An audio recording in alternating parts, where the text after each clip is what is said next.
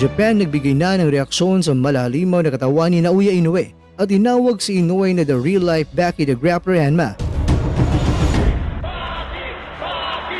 Marlon Tapales, sobrang handa na at kondisyon sa darating na laban niya sa Cambodia kontra yan sa taga Mekos yan Insan, India.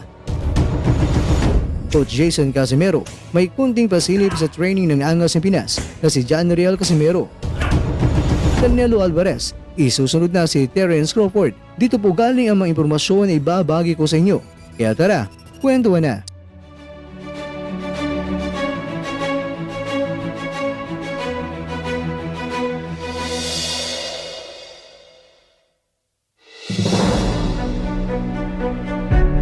Binulabog ang Japan at hindi nila napigilan na magbigay ng kanilang reaksyon sa nakakamanghang bato-bato na katawan ni Inoue pagkatapos na naibagi niya ito sa kanyang social media account.